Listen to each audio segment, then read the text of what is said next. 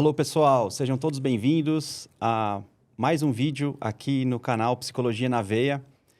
Eu vou ter a oportunidade de conversar com um professor, psicólogo clínico, pesquisador, doutor, escritor.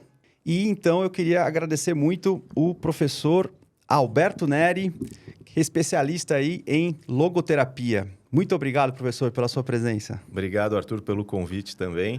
É uma satisfação estar aqui com o pessoal que te acompanha para falar desse assunto que eu me dedico tanto a estudar e que eu entendo que seja tão importante e útil para qualquer estudante de psicologia, para qualquer psicólogo, mas mais do que isso para as pessoas de maneira geral. Antes de eu entrar na entrevista com o professor Alberto, eu queria pedir para que vocês se inscrevam no canal, né, puderem ativar o sininho para dar aquela força para que esse conteúdo chegue em mais pessoas. Puderem compartilhar também o vídeo, a gente agradece muito. Professor Alberto, vamos lá. Como é que você chegou na psicologia? Que momento da sua vida, lá atrás, você diz assim, eu quero ser psicólogo, sentar numa poltrona, ouvir os problemas das pessoas. Como é que foi esse estalo aí? Essa é uma longa história, não é? Porque a psicologia ela não foi a minha primeira área de interesse, não foi a minha primeira vocação. Ela veio num segundo momento da minha vida. Eu não diria tardio, porque eu ainda tive a oportunidade de conhecer a psicologia relativamente novo, mas o motivo pelo qual eu cheguei a ela não tinha nada a ver com a clínica em si, que normalmente é o que atrai a gente, né, para uma faculdade de psicologia. Se você vai perguntar numa sala de aula de 50 alunos, no mínimo uns 45 se vêm ali, né, atendendo as pessoas e tal. A minha primeira formação foi em teologia. Uau! Então, eu bem jovem, assim, sempre frequentei igreja, sempre participei das atividades. Isso, desde que eu nasci, meus pais já eram da igreja. A nossa denominação é a Adventista do Sétimo Dia. E desde o começo eu me interessava muito por esses assuntos. Leituras, participava das atividades, ia ali na frente, falava, pregava. Isso acabou despertando em mim esse desejo de trabalhar na área, vamos dizer assim, uma vocação religiosa mesmo. Isso por volta dos 15, 16 anos de idade. Então, aos 16 eu fiz vestibular, fui para o seminário teológico. Nossa, bem novo. Bem novo, a única opção, nem prestei outras coisas, nada. Estava muito convicto de que era aquilo que eu queria fazer. E assim foi por muitos anos. Fiz o seminário, entrei ali, me formei super jovem e fui trabalhar na área educacional dentro da rede de escolas adventistas. Quantos anos são? São 4 anos, 4 anos de seminário. Legal. Super puxado, mas aí que entra uma das coisas que me levou para a psicologia. Por quê? Na época, o seminário que eu fiz no antigo Instituto Adventista de Ensino, hoje é a Faculdade UNASP, não era reconhecido pelo MEC. Era o único curso de toda a instituição que não era reconhecido pelo MEC. Olha. Por questões mais denominacionais mesmo, né? Tá. O pessoal do seminário não queria muita interferência em termos de currículo, etc. Tá. Então, era um curso super difícil, professores assim de altíssimo nível, uma carga de leituras, de trabalhos, etc., que você tinha que se dedicar pra caramba. E, no final, você tinha um certificado que ele era válido só para aquele contexto. Entendi. Né? Embora fosse uma graduação. Terminei, comecei a trabalhar e o meu desejo era fazer um mestrado. Nossa, estava em teologia. Estava com 20 anos. Comecei a trabalhar com 22 porque eu fiquei um ano fazendo intercâmbio. Que legal. E aí acabou atrasando, vamos dizer assim, um pouquinho. Mas, de qualquer maneira, eu me formei ainda, eu tinha 21 anos. Aí, como eu faço aniversário no final do ano, eu fiz aniversário, comecei a trabalhar com 22, professor de ensino religioso, capelão de escolas. Sim, Essa era a minha área de atuação. E eu queria fazer um mestrado, né? Já era um objetivo. Só que o meu diploma não me permitia entrar numa pós-graduação. Verdade. Aí eu fui procurar um lugar para fazer uma validação de curso. Sim. Eu trabalhava aqui em São Paulo, morava aqui em São Paulo, trabalhava aqui em São Paulo. e tinha duas opções. Uma era a Universidade Metodista e outra era a Presbiteriana. Ah, tem que ser também da mesma... Porque eu poderia também tentar uma convalidação nas faculdades católicas, PUC, mas por exemplo, aí seria um currículo mais distante. Entendi. Então, o que eu fiz? Fui procurar nessas duas. A Metodista era muito longe, fiquei em São Bernardo, né? Eu não tinha tanta facilidade. A Presbiteriana era mais perto, eu estava ali na Zona Norte. O Mackenzie fica ali no centro de São Paulo. Aqui em São Paulo mesmo. Sim, então, eu falei, vou ali. Tá. O que eu descobri? Que para eu validar o meu diploma, eu ia ter que estudar mais uns 2 ou 3 anos. Nossa, tá. Não tinha uma convalidação, então, 100%. Não era muito equivalente. Não que eu ia ter que estudar por 3 anos, assim, intensivamente, mas para conseguir a grade, aquela questão de faculdade. E diante disso, eu falei, vou fazer outra graduação, então. Olha. Não faz muito sentido eu ficar aqui mais 3 anos e terminar ter o mesmo diploma, a mesma formação que eu já tenho. Sim. E aí fiquei com algumas opções. Né? Pensei um pouco em pedagogia, porque eu sempre gostei muito dessa área do ensino, eu estava trabalhando com educação. Escola, Só que, ao mesmo tempo, eu já imaginava a minha carreira pastoral no futuro, né? E imaginava que, em algum momento, eu ia ser pastor de igrejas, de comunidades, lidar com famílias, casais, etc. E aí veio a ideia da psicologia. Uau. E, bom, acho que a psicologia pode ser um bom complemento. Detalhe que eu estou falando aí de algo há 23 anos atrás, existia ainda dentro pelo menos no meio evangélico assim no Brasil, uma certa visão negativa da psicologia. Da psicologia? Ah, olha. Tá. Isso era muito mais forte no passado, mas nessa época ainda existia.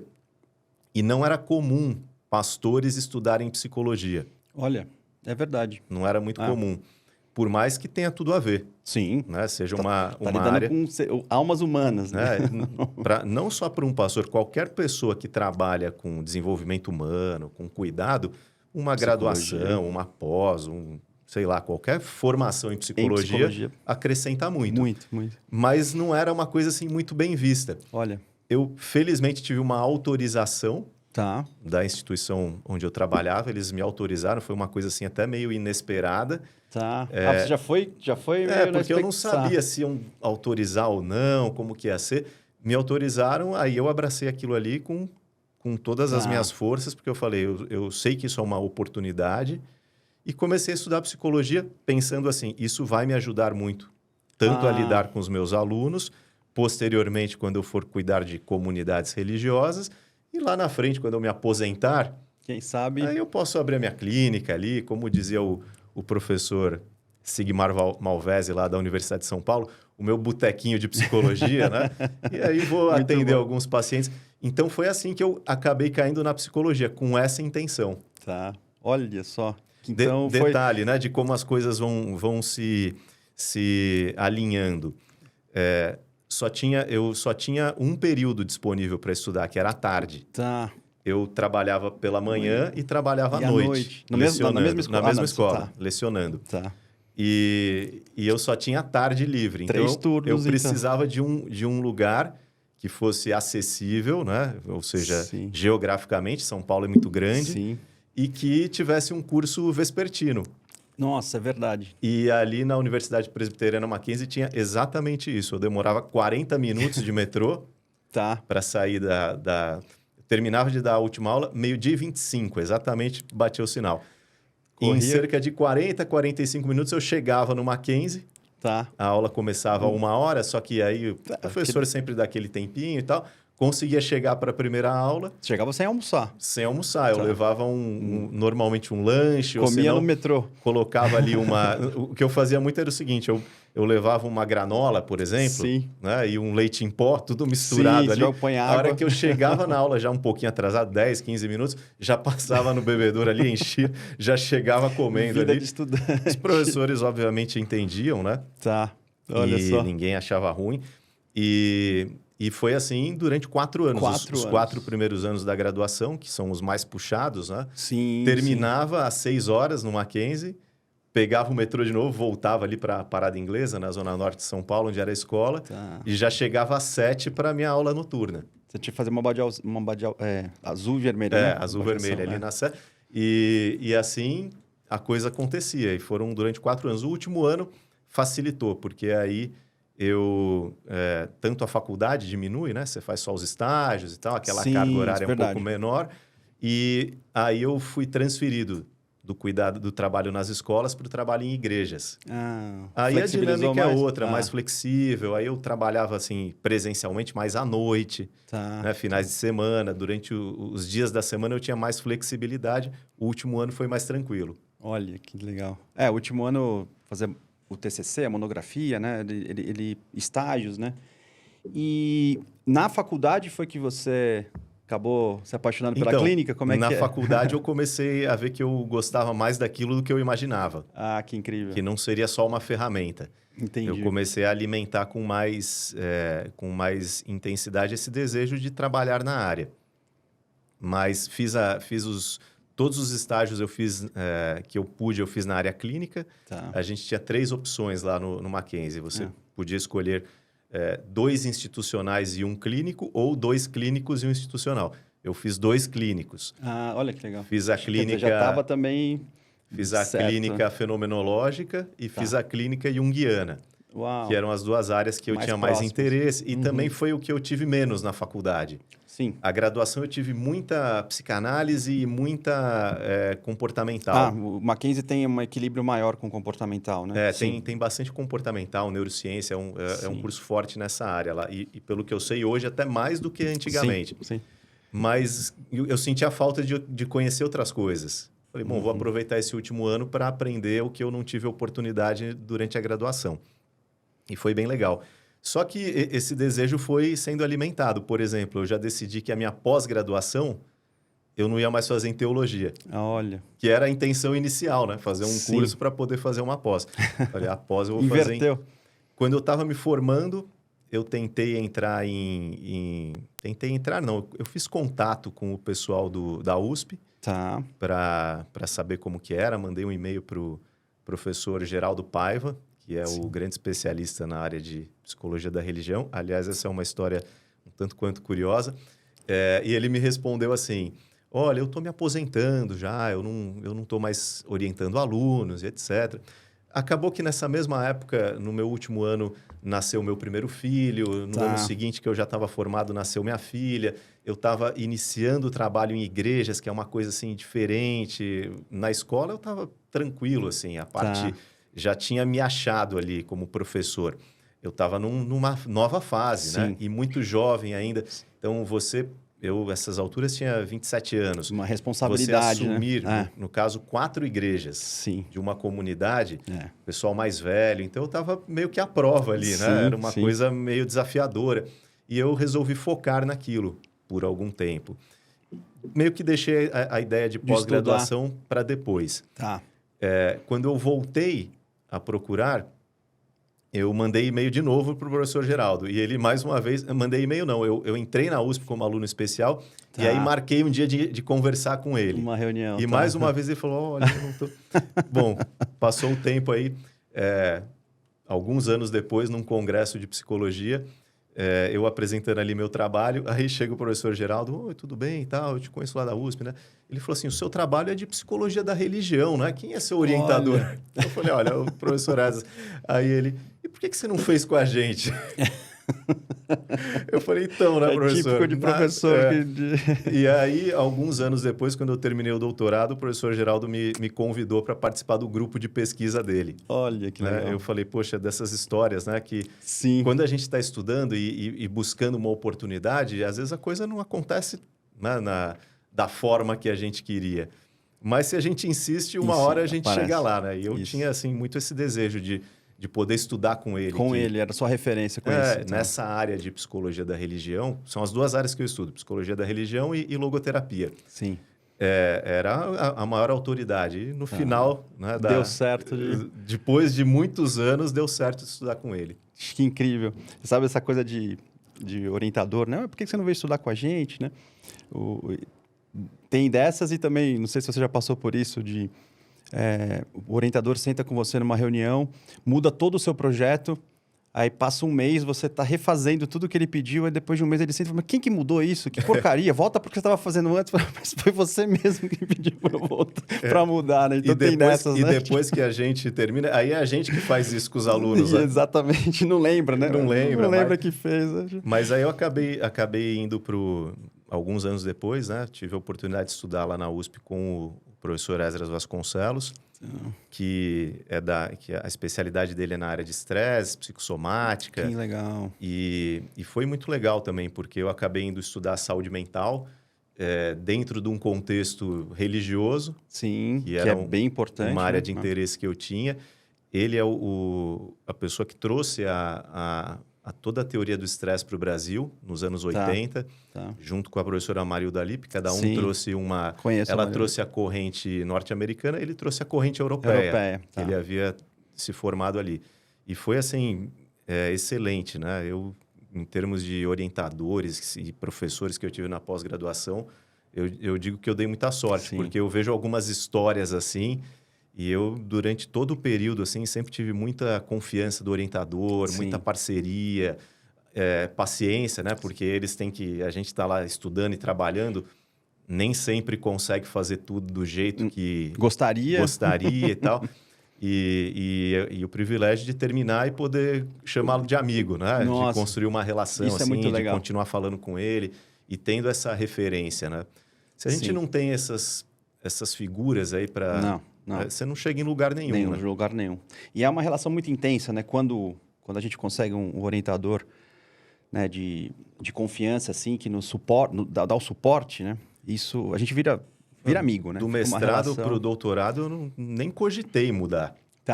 Nem cogitei. Tava super adaptado. Time que ganha não se mexe. Vamos continuar pesquisando junto. Uma pequena curiosidade, o que me fez chegar na psicologia também foi a religião, né? Eu tive... Que legal. Na adolescência, uma pequena leitura de um...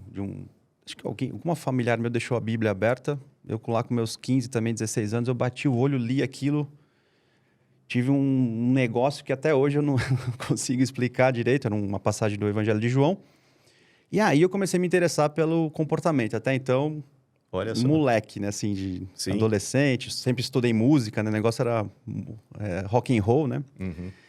E ali eu comecei a pesquisar, aí fui... Só que eu fui... Minha família, ela não tinha... Ela era formação católica, mas meu avô estudava um monte de filosofias alternativas, não sei o quê. Aí eu fui ampliando meu leque de conhecimento das diferentes formas das religiões até. E aí eu falei, não, psicologia, porque a psicologia se aproxima muito. Sim. Cogitei fazer seminário para ser padre, estudei a respeito. E aí cheguei na psicologia também, né? E lá, na psicologia também, muito mais do que uma busca pessoal, espiritual, eu encontrei também uma vocação Tem muitas coisas em comum, né, Arthur? Porque você, olha, por exemplo, hoje a gente tem a psicologia enquanto ciência, né? E as suas mais diferentes áreas. Então, você consegue estudar desde do cérebro, dos processos ali neuroquímicos, até o comportamento, a subjetividade humana. Tem recurso para tudo hoje em dia. Mas não precisa ir muito longe. 200 anos atrás, se você tivesse interesse pela alma humana, você tinha que ir para onde? Para a igreja. Para a religião, para a filosofia. Sim, filosofia também. E para as correntes alternativas, que hoje em dia o pessoal gosta de até desmerecer, né? Mas, por exemplo, para astrologia, para o tarô, para os temperamentos. Do tomista. A visão tomista. A gente, hoje em dia, olha para essas coisas, né? Com certo desdém até. Com desdém, de uma forma meio refratária. Mas a gente não pode ignorar que, no passado, elas eram as maneiras de se conhecer o ser humano. Exatamente. Então, não tem como. E chegamos até ali, né? Quer dizer, enquanto... espécie não nos destruímos em função muito disso, né? Então, alguma coisa de bom tem ali também, e a gente muda, né? Então, hoje a gente tem visões, né? Teorias da personalidade e tal. O que eram as teorias da personalidade de 500 anos atrás? Eram os temperamentos, eram os signos. Aquelas eram teorias da personalidade. Sim. Com outras fontes, etc. Então, não dá para a gente desprezar tudo também. Exatamente. Em nome da ciência. Ok, mas o que a gente... O que nós estamos chamando de ciência e não tinha o rigor, né, empírico aí e tal, mas... alguma ponto de vista coisa teórico você não é muito extrai diferente. daquilo. Exatamente. Você querer dizer que não dá para extrair nada. Não Mas é possível. eu, então, saí da religião e em um dado momento, por que fiquei só na psicologia? Porque são duas coisas muito diferentes, você praticar a religião e você trabalhar com a religião. Com certeza. São duas coisas muito diferentes.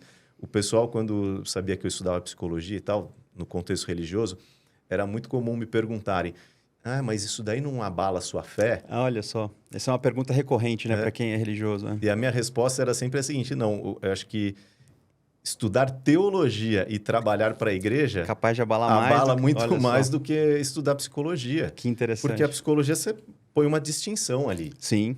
Agora, você trabalhar ali naquele contexto, você... É uma coisa assim muito... uma exigência muito grande. Não é à toa que a questão da saúde mental de pastores, padres e líderes religiosos, ela é assim, muito séria. Sim, sim. E eu comecei a chegar em um dado momento que eu não me via mais fazendo aquilo. Olha, foi perdendo o sentido. Porque não tem como. A religião, ela se estrutura num modelo de... tem que ser desse jeito. Sim, sim. As religiões uma certa rigidez, formais. né? Tem uma boa certa rigidez. Né? A tradição é uma coisa muito forte. Sim. E em um dado momento, para mim, não fazia mais sentido trabalhar do jeito que eu trabalhava. Sim. Eu fiquei diante de um impasse. O que eu vou fazer? Ou eu vou ser aqui um rebelde, sim, sim. que também não é uma coisa assim... saudável, vai. Saudável, né? Você toma muita paulada e você acaba caindo num lugar que nunca foi o lugar que eu, de fato, queria exercer dentro da religião. Perfeito. Ou você começa a interpretar. Sim. Tá bom, vou fingir. Aquilo vira uma profissão. E eu também não queria isso. Poxa, Eu queria estar de verdade. Eu queria estar ali por inteiro, né? E não dissimulando por conta de...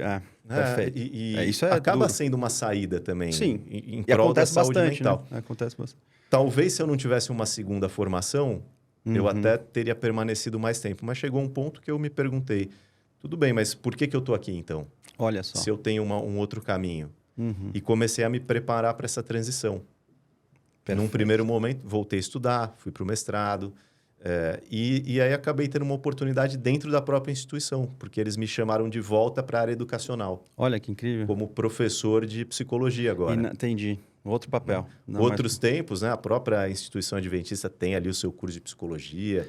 É um curso muito bom e tal. Me chamaram para isso. Falaram, já que você tem essa formação e tal, você não quer vir para cá? Entendi. O pessoal viu que eu também não estava muito feliz ali no que eu estava fazendo. A instituição também não estava, acho que, tão feliz, porque eu já não estava ali seguindo tudo exatamente como eles esperavam. Então, foi uma boa solução para todo mundo, vamos dizer assim. Naquele momento, eu não estava com muito desejo de ir ainda, porque eu estava fazendo um trabalho ali na igreja que eu considerava importante, mas era uma coisa meio, entre aspas, liberal e tal. Então, já não estava sendo muito visto com muito bons olhos. Acabei indo.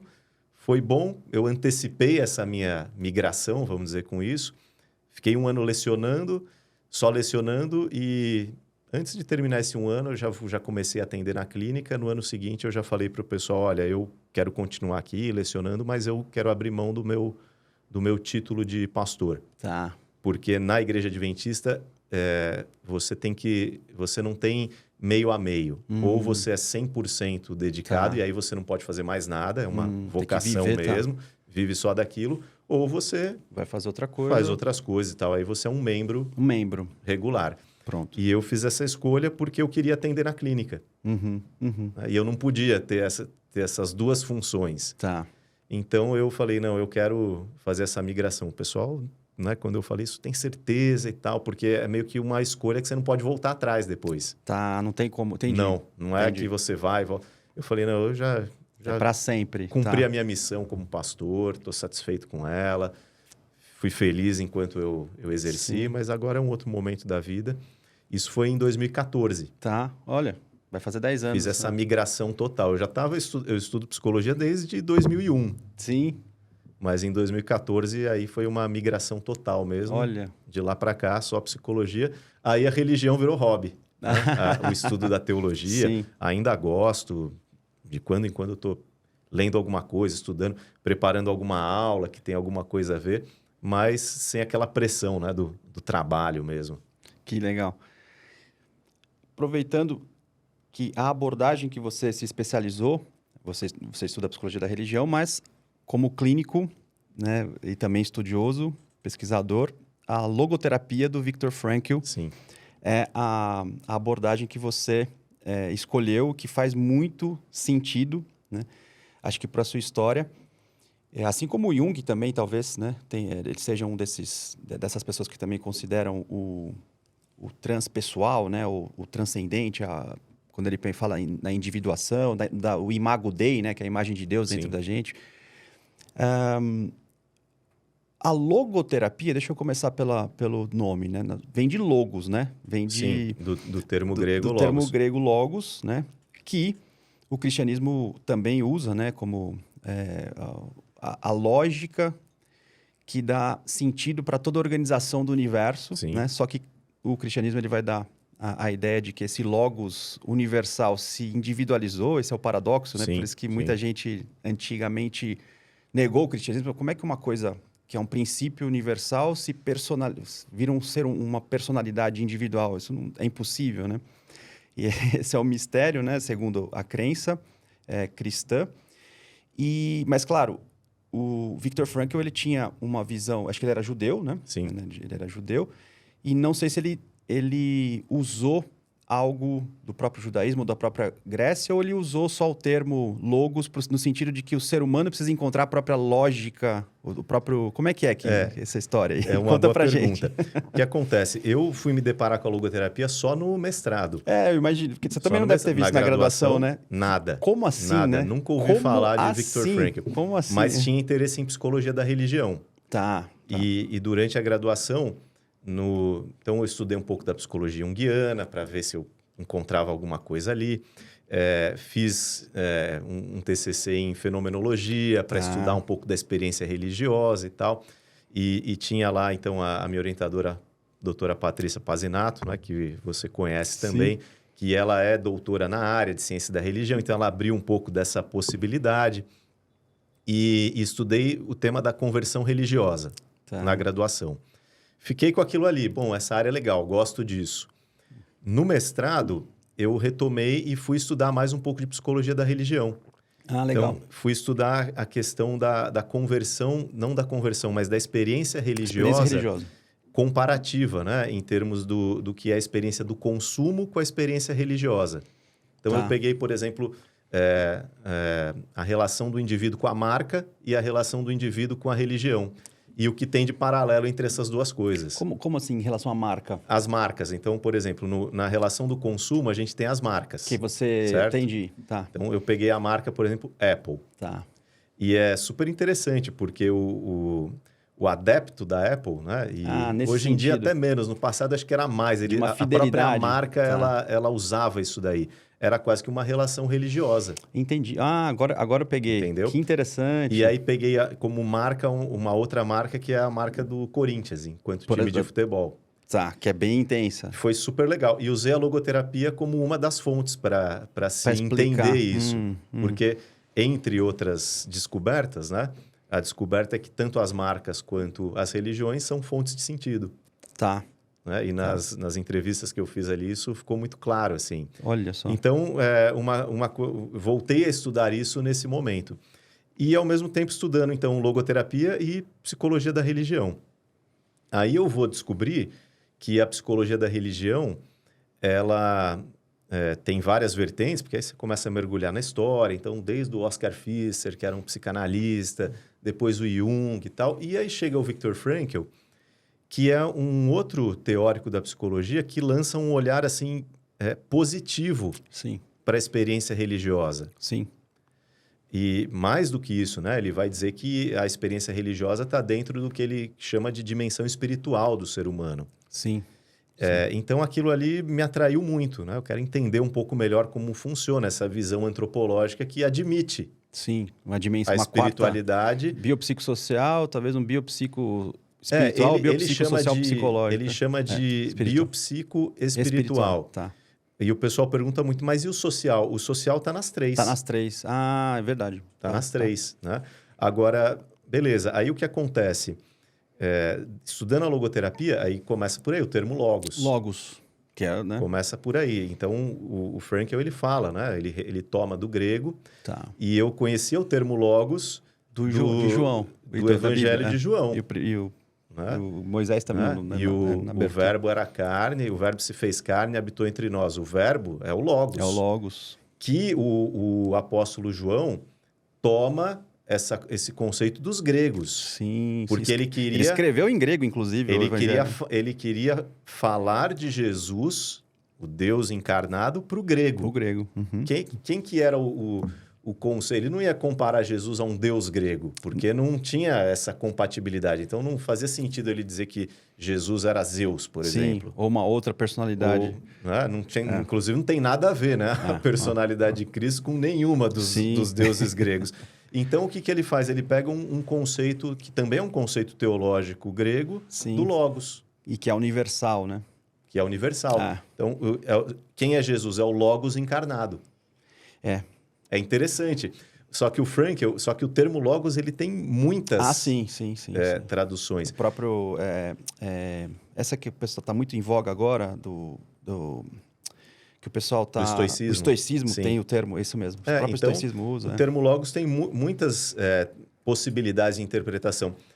A que o Viktor Frankl usa não é essa. Ele usa o Logos enquanto sentido, significado, que é o que a gente usa no psicologia, biologia. Logologia. O Logos nesse sentido, de conhecimento, de sentido e etc.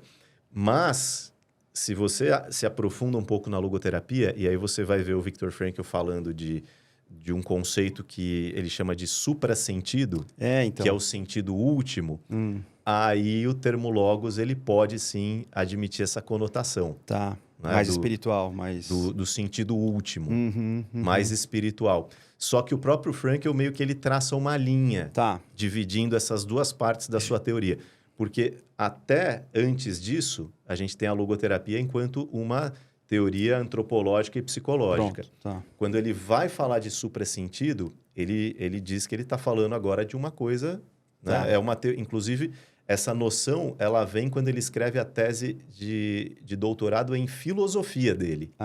Que cabe bem. E cabe bem. Muito bem. Então, é importante essa distinção, porque o Frankl era um médico, psiquiatra e neurologista, doutor em medicina, mas ele era também um doutor em filosofia. Olha que só. E a teoria dele, ela meio que transpassa essas duas coisas. Incrível. Mas para o uso na prática clínica, parte psicológica basta. Claro. Isso é importante de ser... Mas isso não impede nem ele, nem qualquer outro psicólogo de querer especular também. Claro. Para o que está além da psicologia, né? Mas é interessante porque eu costumo... Quando eu vou estudar um autor, né? Eu tenho essa pergunta interna, assim, né? Qual é o pensamento que estrutura, que alicerça tudo, né? Então, você pensa na terapia cognitiva. A terapia cognitiva, ela chama cognitiva porque na medida que eu tenho uma distorção da interpretação da realidade, essa distorção vai despertar reações fisiológicas, emocionais e vai determinar como eu me comporto. Então, se essa distorção for desadaptativa, eu vou ter uma emoção desadaptativa, um comportamento desadaptativo, uma cadeia. O Freud vai ter lá o princípio do prazer, né? E a castração, esse jogo. No fundo, é essa... Depois ele fala da pulsão de morte, né? Mas no fundo, é a fantasia de castração, né? Que é o Édipo. E a psicologia interpessoal, que eu gosto muito, que também é pouco estudado aqui no Brasil, os problemas psicológicos, eles aparecem por conta de problemas nas relações interpessoais. Então, se você ensinar o paciente a se relacionar melhor, se comunicar melhor, ele melhora dos problemas. A logoterapia, né, por eu também ter esse estudo também adoro filosofia, religião, e isso me fez chegar na psicologia, faz muito sentido essa ideia, né, de que você teria, sem negar as outras, porque acho que o problema é sempre esse, né? Quando eu falo, é só princípio do prazer, é só princípio de poder, é só... Eu acho que não, eu acho que é como se fosse um arco-íris, né? Você tem O arco-íris é uma coisa só, mas quando ele vai se refratando em várias cores, né? Então, claro que tem algumas cores ali que eu acho que talvez inventaram na cabeça humana, não são tão autênticas, mas essa proposta do Frankl, Viktor Frankl, pô, se o ser humano... Isso que eu estou pensando, vê se faz sentido, professora. Se o ser humano é capaz de acessar dentro dele, né, um princípio que orienta, organiza... Porque é aquela coisa, o cosmos, pensando na Grécia, o cosmos ele é um todo ordenado. Mas por como? Quem que ordena? O Logos. Sim. Então, é uma inteligência, é uma sabedoria que determina a organização. Então, quer dizer, se eu encontrar essa inteligência, essa sabedoria dentro de mim, o resto se organiza em função disso, né? Esse o princípio, O Frankl né? tem uma frase que ele diz assim, o Logos é mais profundo que a lógica. Perfeito. É exatamente isso que você acabou de falar. Olha né? só. Agora, o que é interessante, se você for olhar aí por essa ótica, né? O Frankl, quando ele vai construir a logoterapia, ele bebe em várias fontes. Tá.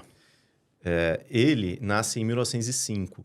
Tá, nossa, sim. O Freud já estava... Em Viena. Tá. Freud já estava voando ali, né? Quando o Frankl começa a estudar, tem interesse por psicologia, por volta do ensino médio, ele vai ler Além do Princípio do Prazer. Que já era o Pulsão de Morte. E ele, assim, ele fica muito interessado naquela obra. E, consequentemente, no Freud. A essas alturas, então, você já tem um Freud, um senhor de meia idade, Sim. conhecido as primeiras grandes barreiras da psicologia. E a gente está falando de 1920, isso. 25, essa fase aí que o Frankl está entre o ensino médio e a faculdade. As grandes primeiras barreiras da psicanálise conseguiu passar. foram ultrapassadas e ele se consolidou. Boa, sim. Como um grande nome ali em Viena, né? Referência. Perfeito. Beleza. O Frankl começa a se interessar por isso. O que ele faz? Manda uma carta. Ele tem um contato com o Freud. Tá. Né? Para Bergasse, lá, Rua Bergasse, né? Que é a famosa... Manda uma carta. O que acontece? O Freud responde. Que incrível. E eles começam a trocar cartas. Tá. O Frankl, um adolescente, se tornando aí um jovem estudante de medicina. Mas eles só se encontraram pessoalmente uma vez. Tá. Uma única vez. O Frankl, uma dessas cartas, né? Em uma dessas cartas, na resposta do Frankl, o Freud transforma num texto e publica na sua revista de psicanálise. Caramba, que incrível. Então tem toda essa história. Mas eles nunca se encontraram, por mais que eles vivessem ali num miolo ali, Áustria, né? Viena não é uma cidade tão grande assim como São Paulo, né? E a universidade, aquele eixo ali, é tudo muito perto, mas eles nunca se encontraram. Mas um dia o Frankl viu o Freud na rua. Olha. Caminhando, ele viu o Freud e foi atrás dele. Né? E o encontrou, o alcançou, deu aquela cutucadinha ali e se apresentou, né? Dr. Freud, eu sou o Viktor Frankl. E a resposta do Frankl foi a seguinte: Zerningasse, número 6. O endereço do Frankl, que ele sabia de cor. É muito curioso incrível, isso daí. Né? Eu tive a oportunidade agora, em julho, de visitar Viena pela primeira vez e conhecer todos esses lugares, assim. Na Zerningasse, número 7, morava o Adler. Nossa, caramba, então, você vai nessa rua, tem lá uma plaquinha de um lado, aqui morava o Viktor Frankl. Atravessa a rua, aqui morava o Alfred Adler. Tá. E todos eles daquele contexto, vindos de uma tradição judaica. Sim, né? Sim. Estudantes, médicos e interessados na psique humana. Mas, ao mesmo tempo, o Frankl está bebendo das fontes da fenomenologia. Sim. Mas não de forma tão profunda do Husserl e do Heidegger. Tá. Ele está estudando o Max Scheler. Sim, Max Scheler. Que é um pensador, vamos dizer assim, não sei se nem se dá para dizer isso, mas é mais ou menos isso, de um ramo mais católico da fenomenologia. Sim. O Max Scheler. E ele, estudando o Scheler profundamente, também um outro autor que é o Nikolai Hartmann, que também era um teórico da fenomenologia. Então, ele se vê entre essas duas coisas. E o que ele fala? Pô, de um lado, o que o Freud fala está certo. Tá. Esse inconsciente, né? Essa questão da sexualidade. Mas não é só isso. Então ele Já vai, sacou essa... ele vai complementar isso com essa visão antropológica do Max Scheler e do Nikolai Hartmann, que é a noção de um indivíduo biopsico-espiritual. Sendo que o espiritual não é sinônimo de religioso. Sim, não, sim. Mas é a dimensão que ele vai dizer, a dimensão humana propriamente dita. É o que nos diferencia dos animais. Tá. Porque no nível biológico e no nível instintivo, emocional, se você pegar a questão emocional mais vamos dizer, de base, primitiva, bruta, né? A gente compartilha muita coisa. Muita. Principalmente se você for pegar os mamíferos superiores aí, Sim. né? Mais até do que a gente gostaria de admitir. A gente compartilha. Geneticamente é quase Geneticamente 99 nem se ponto fala. não sei quanto igual, né? Então ele diz, o que ele vai propor? Que nesse nível biológico e no nível emocional, bruto, tem muita coisa em comum. O que faz da gente humanos, então? Aí ele vai propor, tem uma outra dimensão, Tá. que é a dimensão espiritual. E então a logoterapia ela nasce dessa maneira. E mais, ele vai dizer, o ser humano não é só um ser em busca de prazer, como Sim. Freud diz. Ele não é só um ser em busca de poder Poder e baixa autoestima. como o Adler vai dizer. E detalhe, nesse percurso, ele se tornou aluno do Adler também. Olha só. Estudou, participava do grupo do Tá. Adler, continuou depois. Só que esse pessoal, né? Parece que esses grandes teóricos aí, germânicos principalmente, eles eram meio radicais, né? Sim. Ou você estava com eles, ou você Inimigo. se tornava inimigo, né? O clássico Freud e Jung. E ele se afastou do Adler e o Adler riscou ele da lista. Caramba, como é que era, né? Mas ele permaneceu amigo da filha do Adler. Tá. Isso por toda a vida, assim. Mas o que aconteceu? Nesse percurso, ele diz, o ser humano não é só isso, tem algo além. Então ele vai dizer, o ser humano é também um ser em busca de sentido. Em busca de sentido. E aí vem, talvez, a grande contribuição da logoterapia. A ideia do ser humano um ser em busca de sentido e uma antropologia onde o ser humano é um ser biopsico-espiritual. Então essas são as duas grandes bases que ele vai... Só que ele começa a desenvolver essas ideias na década de 20. É isso que eu ia perguntar. Muito precoce, entendeu? Quando ele tinha lá seus 20 e poucos anos, estudante de medicina ainda. Um gêniozinho, né? Mais um, né? Mais um. Mais um porque dali saíram Sim. vários. E aí ele começa a desenvolver essas ideias, começa a publicar artigos, começa a fazer trabalhos comunitários, por exemplo, com jovens da época que tinham algum tipo de problema na área de saúde mental ligado a fracasso escolar. Olha. Então ele cria grupos em Viena, ele e outros colegas, estudantes de medicina, grupos de apoio. Bem na época de se receber os resultados. Entendi. Isso era uma coisa muito forte na cultura deles, o fracasso escolar era visto como uma coisa... Impacto fortíssimo. De maneira que tinha suicídios nessa época. Sim. O que eles conseguem fazer? Zerar o número de suicídios em Viena. Nossa, eles já conseguiram com esse grupo de apoio. E sai dando palestras, etc. Ele... Em 1938, ele abre o seu consultório. A essas alturas, ele era um jovem médico, com seus 30 e poucos anos. Terminou suas formações, suas especializações, abre o seu consultório. A Áustria é invadida. Ixi, teve uma Segunda Guerra. E aí vem o nazismo, né? Se impõe. Durante alguns anos, ele é só limitado, então ele não pode mais trabalhar, ele perde o título de médico, passa a ser chamado de cuidador de judeus. Olha só. Só pode trabalhar em hospitais e clínicas de pacientes judeus. Isso dura alguns anos, mas em 42 ele vai para os campos de concentração. Até então ele não tinha escrito nenhum livro. Olha. O seu primeiro livro, ele está escrito como um rascunho quando ele vai para o campo de concentração de Theresienstadt, o primeiro campo que ele foi, onde ele ficou cerca de 2 anos. Caramba. Quando ele vai, ele consegue guardar esse manuscrito escondido no bolso de um paletó, de um casaco. Você imagina isso, né? Todos os dias. E ele permanece com a ideia, uma hora isso aqui vai acabar, eu vou publicar o meu livro. Quando ele chega em Auschwitz, ele perde o seu casaco. Puxa vida, tá. E aí, depois disso, nos últimos campos que ele ficou, ele começa a tentar reescrever. Eu imagino que em pequenos pedaços de papel, com um toco de lápis que ele tinha, como uma estratégia para sobreviver. porque nessas alturas ele contraiu tifo.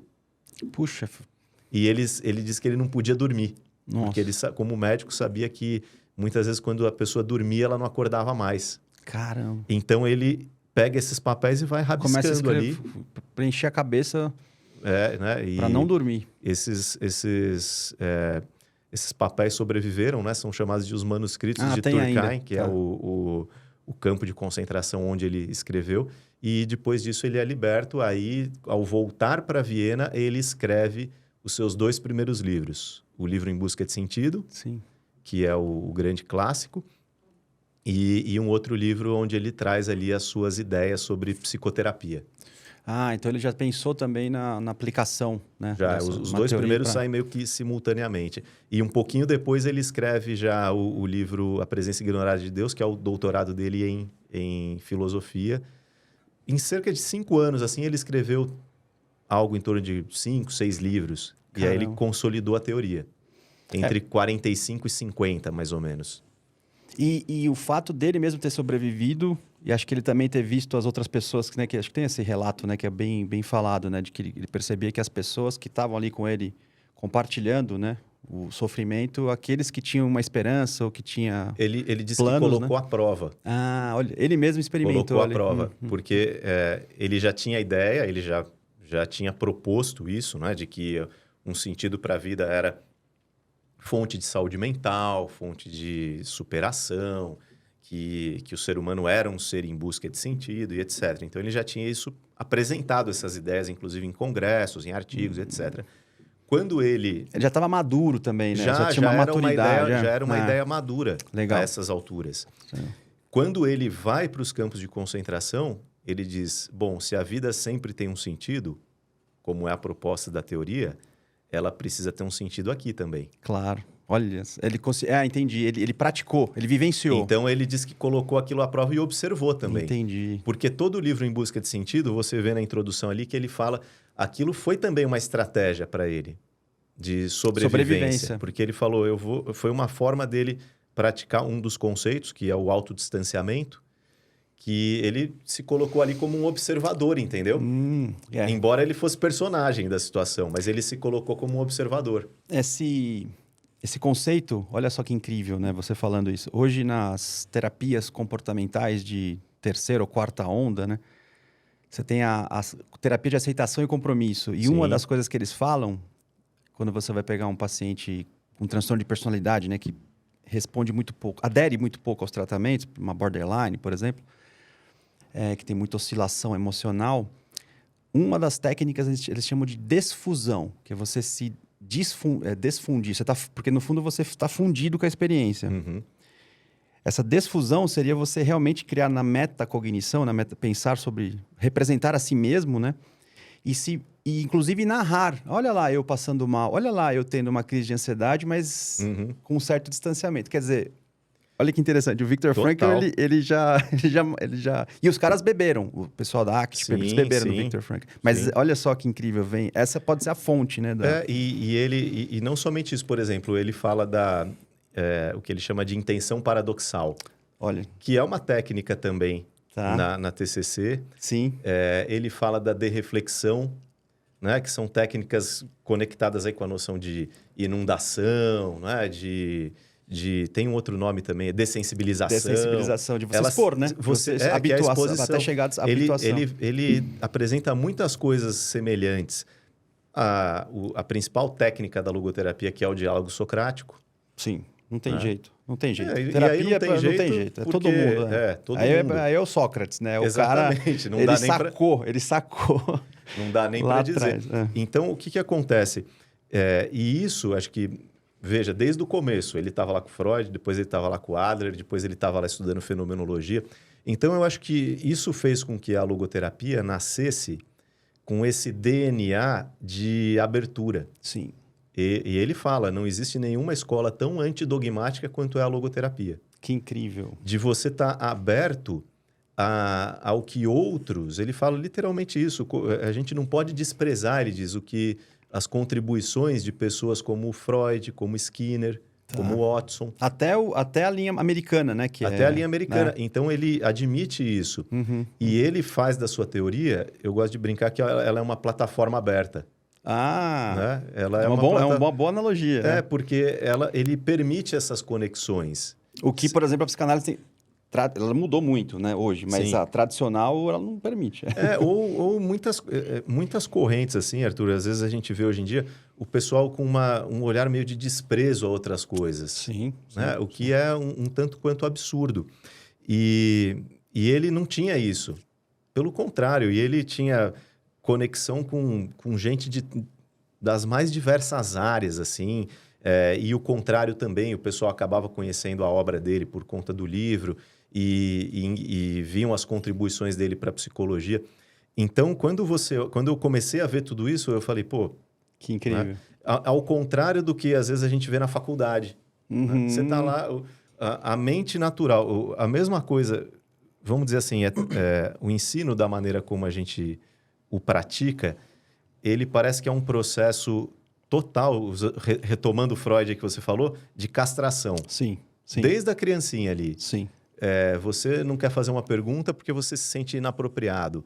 Você fala uma coisa que na sua cabeça faz sentido, como uma criança, e às vezes o professor acha aquilo ridículo e ele te ironiza. Sim. Isso serve para a turma inteira, não só para você. Sim. Você não pergunta mais e os outros que estão do lado também. Não vou falar. Eu não vou falar porque eu vou levar. E continua. E na faculdade de psicologia é igual. Sim. Porque você começa a estudar a natureza humana. Aí você ouve falar do Freud, aí você ouve falar do Skinner. E de repente, na curiosidade natural de qualquer estudante, em algum momento você fala, caramba, eu acho que isso aqui tem a ver com aquilo. Aí você pergunta.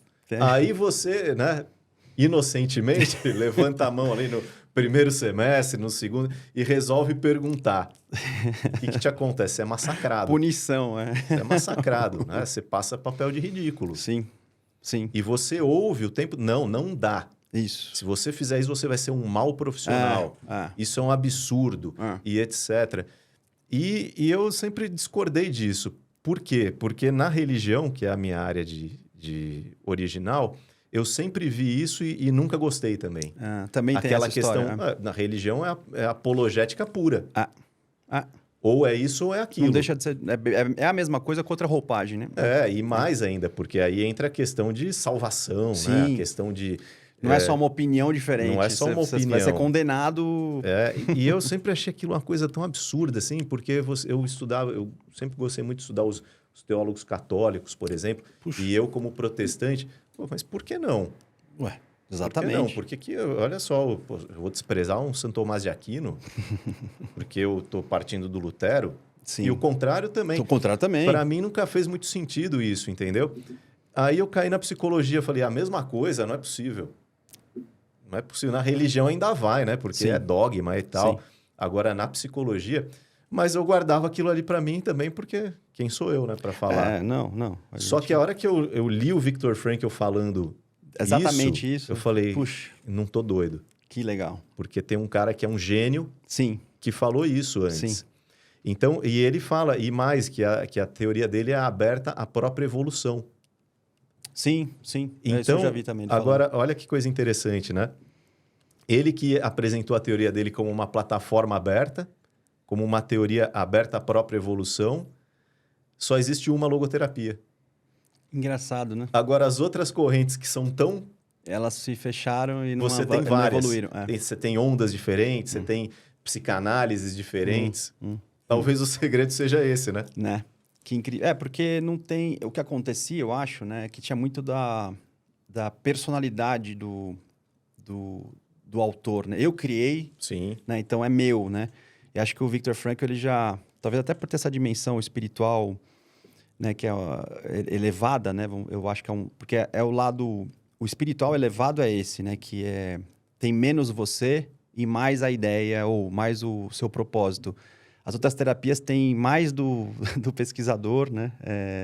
O Freud mesmo, você vê ele no fim da vida falando, eu venci, eu consegui...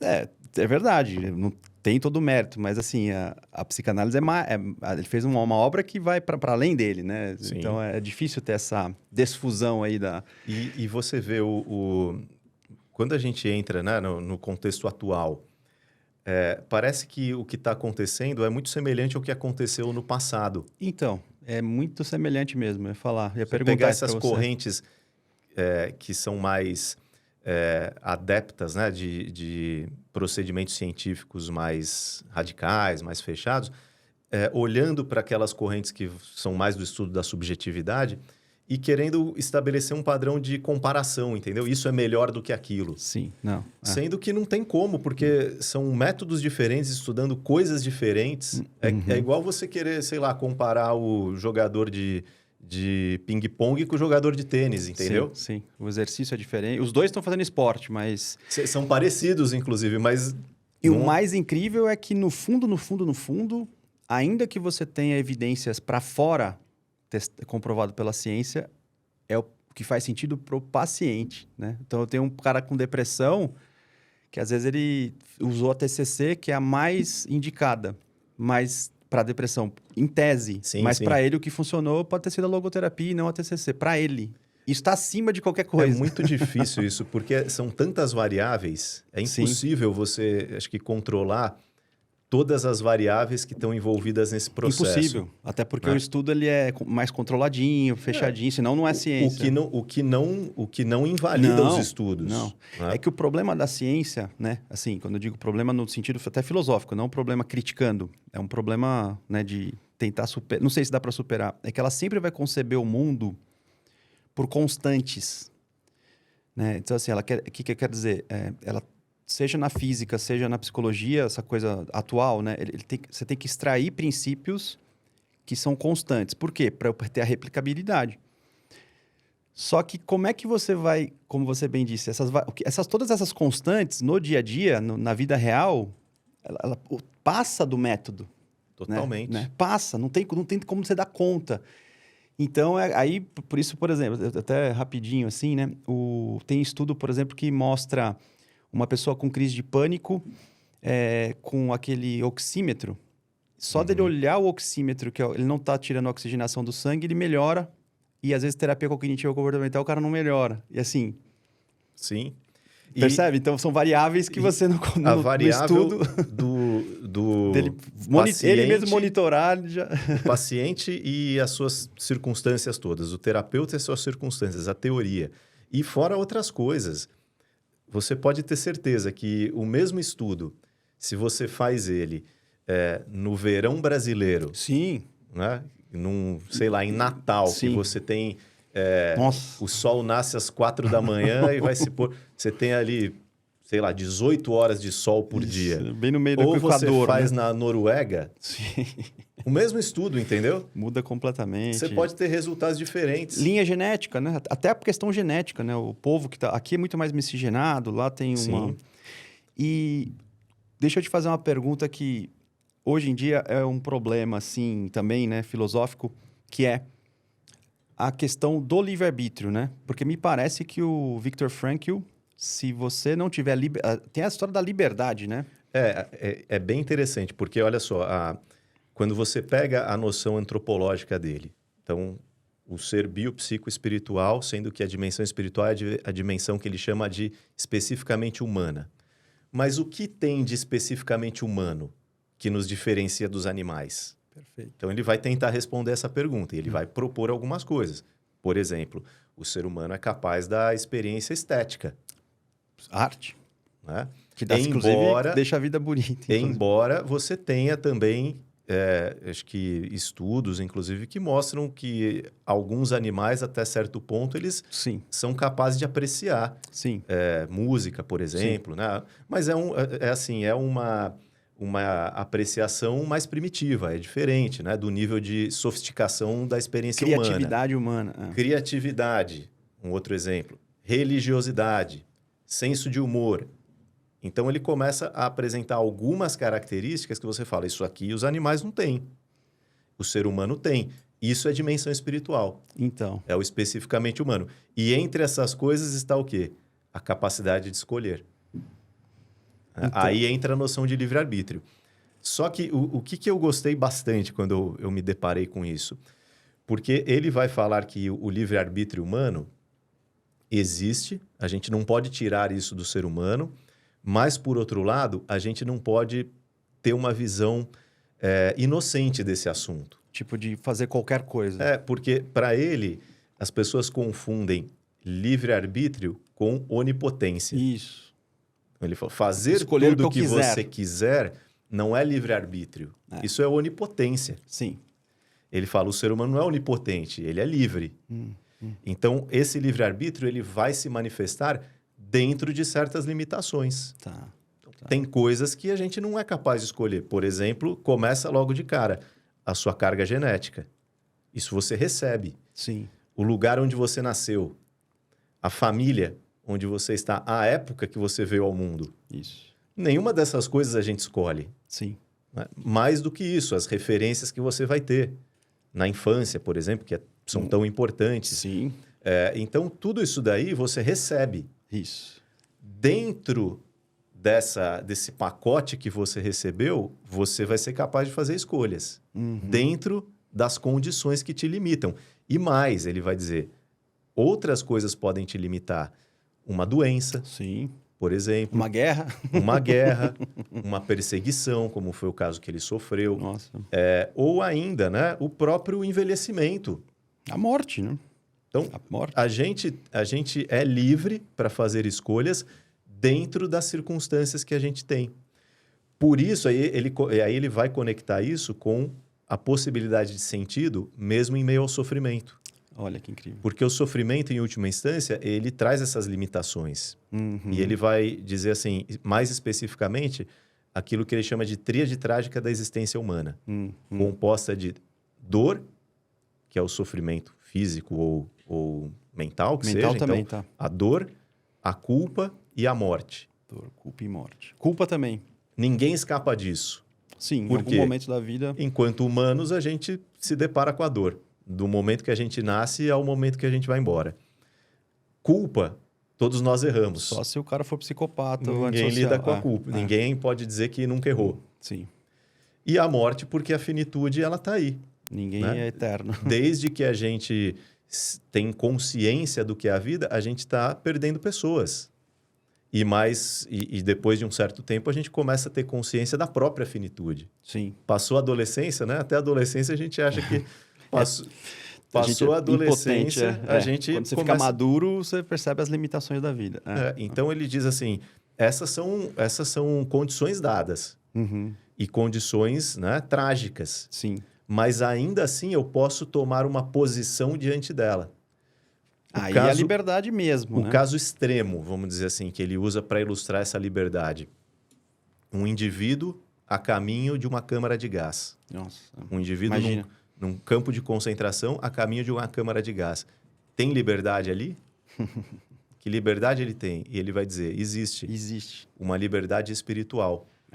Que tem a ver com a postura que ele vai ter diante dessa experiência. Essa postura você é livre, você pode escolher. Ainda que a sua única escolha seja encarar o sofrimento de cabeça erguida e com uma oração nos lábios.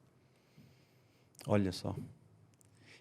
Então, é importante frisar isso. Eu acho que a logoterapia é a perspectiva humana de enfrentamento mais corajosa, talvez, que tenha, porque você pede muita virtude, a virtude no sentido de ser viril, né? No sentido de força, Sim. Não é uma terapia para você brincar.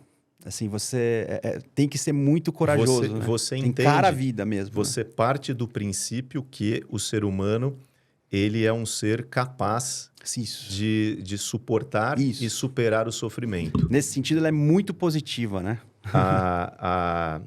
Uma das frases que o Frankl fala, que ele repete bastante, é a possibilidade de transformar uma tragédia em um triunfo. Olha só. O ser humano, ele diz, é um homo patiens. Homo patiens. Um homem capaz de sofrer, suportar o sofrimento e transformar o sofrimento em uma conquista. Não existe, de tudo que eu já estudei em psicologia, uma teoria psicológica tão adequada para você entender essa questão do sofrimento humano como é a logoterapia. Sim. Não existe. Ela é voltada para isso. E ela mergulhou nisso, né? Ele mergulhou nisso. Sim, sim. E o incrível é que quando você pensa numa liberdade hoje, que é uma liberdade muito humanista, é que às vezes a gente usa a palavra humanista, o pessoal sempre acha que o humanismo ele é 100% bom. Mas o humanismo levado aos extremos é você até desconectar o homem da natureza. Não o humanismo do Rogers, né? Um conceito mais amplo, você diz. Por exemplo, até na própria religião, se você pensar no budismo, o budismo é uma forma de humanismo religioso, porque você entende que o mundo é uma ilusão, então você se desconecta do mundo e mergulha no ser supremo, né? Que seria você chegar no yoga, né? No nirvana, né? O que o próprio hinduísmo, de onde ele saiu, não considera. Hoje, nesse mundo que não considera... Hoje, né? Cada vez mais a gente vê essa dimensão espiritual vista como social, política. Não que ela também não exista, né? Mas a tendência é negar essa questão espiritual, né? Ou transcendental. E, por conta disso, a gente vê um humanismo muito intenso, porque...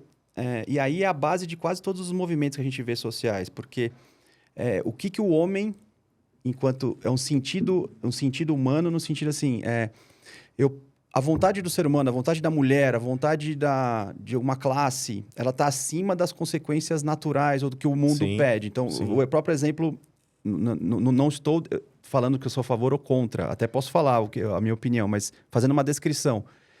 O aborto, por exemplo, né? Olha, se eu sou humanista, filosoficamente falando, a minha vontade enquanto ser humano está acima do fato da consequência de eu ter engravidado ou de eu ter feito um filho na minha esposa, ou na minha namorada, ou em alguém. A nossa vontade é do ponto de vista humanista, a gente pode abortar ou pode... O quanto... Então, não me parece que é o humanismo posso chamar ele, de certo modo, humanista, né? Mas, ou não, Viktor Frankl. Sim, pode mas se não chamar. É esse... Não. Ele é conectado com o mundo, né? Vamos dizer, de uma maneira mais objetiva, a gente classificaria a logoterapia dentro das correntes fenomenológico-existenciais. Mas ela tem uma espécie de humanismo. Mas aí, olha que legal, né? Complementando, então, a noção da liberdade. Aí o Frankl vai dizer assim, a liberdade ela não é o único aspecto. Ele diz... a liberdade ela precisa ser sempre contrabalanceada pela responsabilidade. Pronto. Do contrário, ela será arbitrariedade. Sim, tirania. Então, você cai nesse contraponto sempre. E o que organiza isso, no final das contas? É uma outra característica que ele vai dizer... eu falei do autodistanciamento, existe uma outra característica humana que ele chama de autotranscendência. Então, o ser humano, ele é um ser autotranscendente. E essa autotranscendência significa o quê? Que ele é voltado para o que está, para o mundo e para as pessoas fora de si.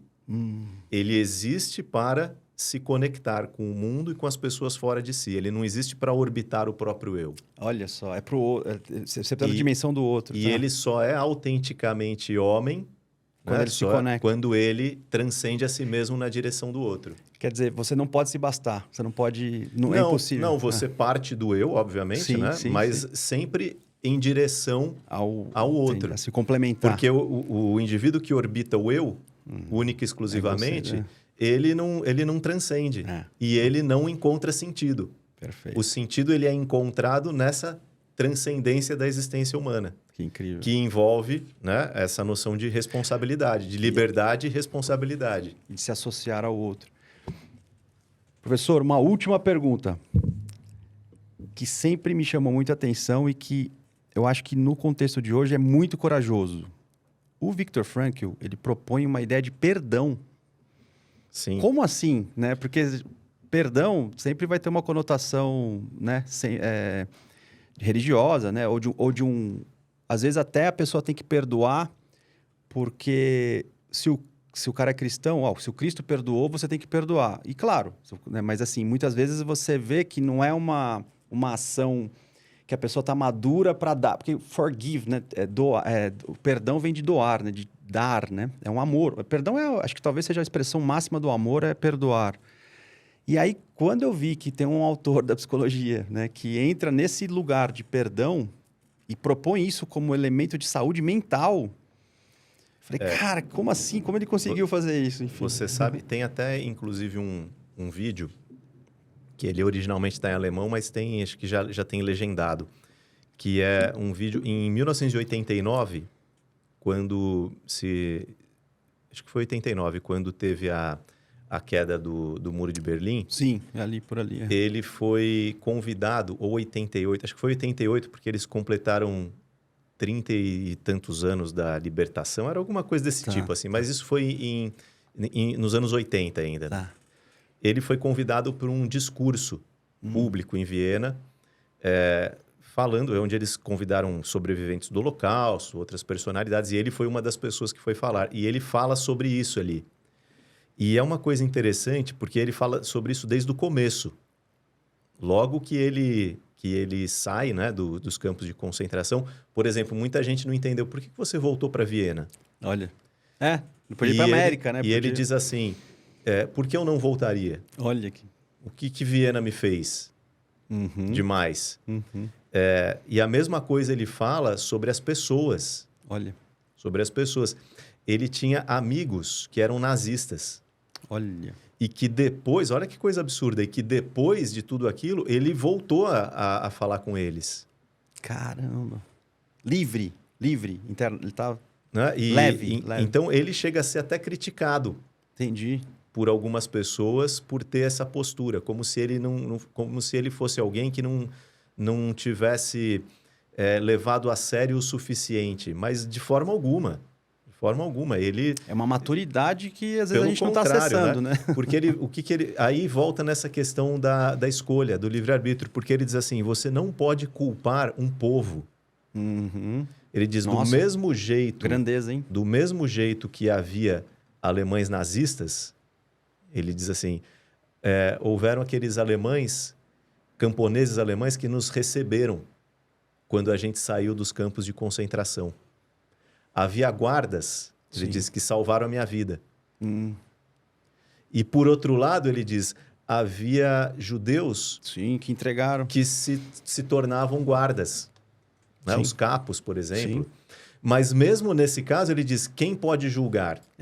Ele diz, quem no mesmo lugar não teria feito a mesma coisa? Pois é. Por exemplo, se para eu salvar um familiar meu, eu tivesse que entregar um alguém. vizinho. Então, a postura dele, do perdão, tem muito a ver com essa noção de que a gente não tem condições de julgar. Porque ninguém pode dizer que no mesmo lugar não teria feito a mesma coisa. Olha só que coisa profunda. Sim. Né? E aí ele vai dizer que a gente precisa, então, desenvolver a capacidade de odiar as ideias ruins e amar as pessoas. As pessoas, isso. Pessoas são pessoas, né? Olha que coisa profunda. E aí vem a ideia de que, então, nem aquele que sofreu injustiça tem o direito de praticar injustiça. Sim. Nossa, o perdão puro isso. E, entre outras coisas, aí eu acho que a grande... talvez a grande área da logoterapia que ainda não foi tão explorada, que é a noção que ele propõe de monantropismo. Porque ele diz, assim como o ser humano em um dado momento descobriu o monoteísmo, que existe um só Deus, a humanidade precisa descobrir o monantropismo, que só existe um ser humano. E ele entende que, na medida em que esse ser humano único, independente das raças, independente do gênero, independente das ideologias, se o ser humano entender que ele é um só, e ele adotar sentidos coletivos, olha só, sentidos comuns para a humanidade, a gente chega no que ele vai dizer que é um caminho para a paz entre os seres humanos. Olha, que incrível. Então, ele leva a teoria dele, e eu não vejo também nenhuma outra teoria psicológica que vá tão longe, mas ele leva a logoterapia social, né? Como uma proposta para a paz mundial. Paz mundial. É claro que muita gente olha para isso e fala, isso aí é assim, uma coisa sonho, utópica, né? Romântico. Mas é um sonho mesmo, né? Porque quando você... E ele é um cara que bebia muito das fontes da literatura. é o sonho de um homem ridículo, como vai dizer o Dostoiévski, né? A paz é o sonho de um homem ridículo. Sim, sim. Mas se ela durar 1 segundo, já valeu a pena, né? Mas é interessante você pegar um autor da psicologia que pega a sua teoria e tenta transpor para esse nível, e né? vivencia isso. Né? E vivenciar. E muitas vezes, como a Melanie Klein, por exemplo, enlouqueceu as filhas, né? Ele, por exemplo, pelo contrário, ele ficou mais são, né? É muito legal você olhar, vamos dizer assim, a comunidade, vamos dizer, que surge em torno da logoterapia. Eu estou dizendo a partir de congressos e de...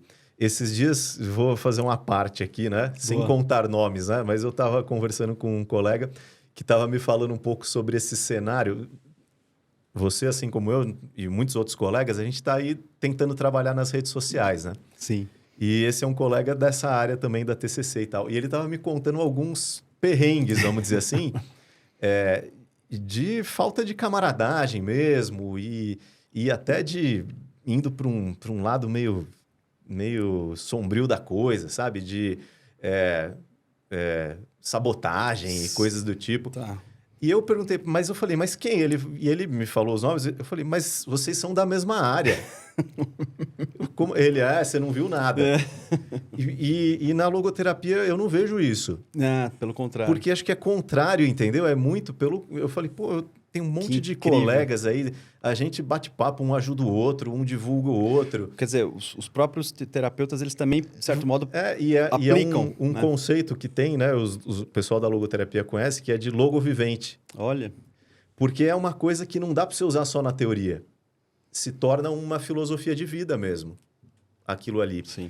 E o pessoal que foi aluno do Viktor Frankl, o Frankl morreu em 97, então tem recente, muita gente ainda que foi aluno dele, que todos falam exatamente a mesma coisa.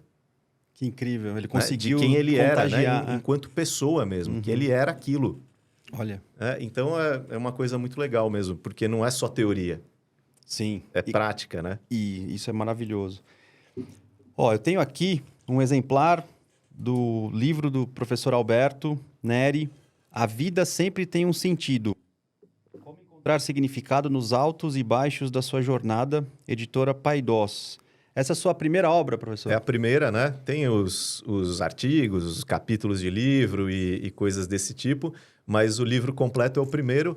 A Paidós é um selo da editora Planeta, mais voltado aí para a psicologia. E originalmente esse livro seria maior, porque eu ia incluir nele uma outra parte, mas ia ficar muito longo e tal, eu dividi. Então esse é um livro introdutório mesmo de logoterapia. A ideia dele é o seguinte, você lê o livro em busca de sentido. Tá. Né? Você se deparou com a logoterapia. Para onde você vai agora? Vai para esse livro, porque ele vai ser um complemento àquilo, ele vai te trazer ali algumas informações que às vezes fica faltando, informações históricas e tal. Faz uma tradução e ali. um resumo da teoria também, os principais conceitos. Que ótimo. Porque a partir daí você pode se aprofundar em outros livros, né? Na própria leitura do Viktor Frankl. A ideia dele é isso, é ser uma introdução ao tema. Ele facilita, né? E ano que vem deve sair o próximo, que aí é uma coisa mais profunda, assim, dentro de um dos aspectos da teoria. Que incrível. Nosso tempo acabou, infelizmente, acabou, né? Nosso tempo. E uma coisa que, só para ir finalizando aqui, um comentário, né? Eu fico pensando também o quanto que, às vezes, as pessoas buscam sentido numa dimensão mais psicológica e menos noética, né? Que é mais o espiritual. O espiritual, né? E talvez esse sentido psicológico, eu não sei se eu estou sendo preconceituoso ou precipitado, mas a impressão que eu tenho é que ela acaba sendo algo momentâneo, mas que depois lá na frente, se não preencher o noético, a pessoa pode voltar a ter fome de novo, né? A visão do Viktor Frankl do se encontrar um sentido é uma coisa muito prática, assim. É muito da ordem do dia, entendeu? Assim, como eu respondo ao que a vida coloca diante de mim. Não fica super Exatamente, abstrato. não. Ótimo. E o que é muito legal, porque é fácil, né? Quando você cai no questionamento do sentido da vida, você cai em abstrações, em subjetividade. E melancolia. E isso faz parte do questionamento, mas a partir daí, ele vai dizer como eu encontro. Então, é de forma prática. Nas minhas ações, nas minhas experiências, nas atitudes que eu tomo. Então, é bem legal, porque a proposta dele é exatamente essa. Incrível. Incrível. Professor, muito obrigado. Agradeço o convite também. Uma alegria mesmo estar iniciando, né, esse projeto novo aqui com pessoas incríveis, e você ter participado vai enriquecer muito esse projeto. Mas principalmente ter conhecido você pessoalmente e a sua experiência rica, né, de vida e com a logoterapia, porque muitas vezes a gente encontra pesquisadores, colegas que têm mais uma vivência abstrata da teoria, e dá para ver que você concretiza, vivencia, então você faz essa ponte, é de verdade, né? Então, não tem jeito, a gente começa a estudar, vira, como eu falei, uma filosofia de vida mesmo. Que incrível, obrigado por essa oportunidade. E pessoal, então vamos ficando por aqui. Os próximos episódios também teremos outros entrevistados, especialistas nas suas respectivas áreas. E não esqueçam de curtir o canal, de acionar aí o sininho, né? Clicar no sininho para que sempre que houver uma publicação nova vocês possam ser avisados. Até uma próxima. Tchau, tchau.